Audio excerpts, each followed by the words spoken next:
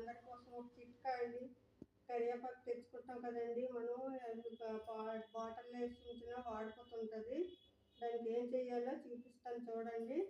ఈ కరివేపాకు తెచ్చుకున్న తర్వాత మనం మార్కెట్ నుంచి తెస్తాం కదండి, నీట్గా క్లాత్ తోటి తుడిచేసుకోవాలి. ఇలాగా కడగకుండాను ఇలాగ నీట్గా తుడిచేసుకొని ఎక్కడే ఉన్నా పట్లు గిట్లు ఉన్నా అవన్నీ తీసేసి ఇలాగా తుడిచేసుకోవాలండి నీట్గాను.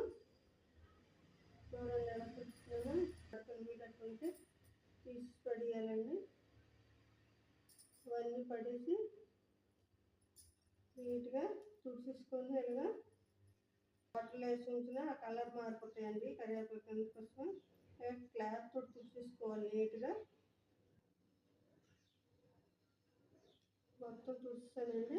ఇప్పుడు ఏం చేయాలంటే స్టీల్ బాక్స్ మంచి బాక్స్ తీసి ఇందులోని టిష్యూ పేపర్లు వేసుకోవాలన్నమాట.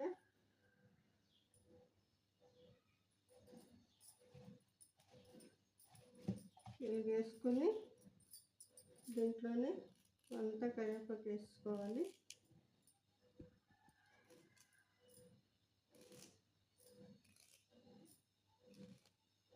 నీట్గా చూసుకోవాలండి, ఎక్కడే పట్లున్నా ఏమున్నా వెనక ముందు ఉంటుంటాయి. అందుకే చూసుకొని బాగా నీట్గా క్లాత్తో చూసుకొని ఇలాగ తీసేసి దీంట్లో వేసుకోవాలి.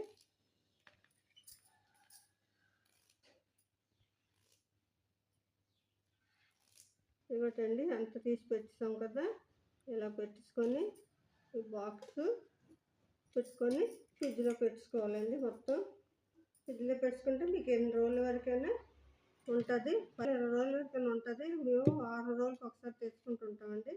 తెచ్చుకొని రెడీ చేస్తాం కదా, ఇలాగ ఫ్రిడ్జ్లో పెట్టుకోండి. మీకు నచ్చినట్టయితే నా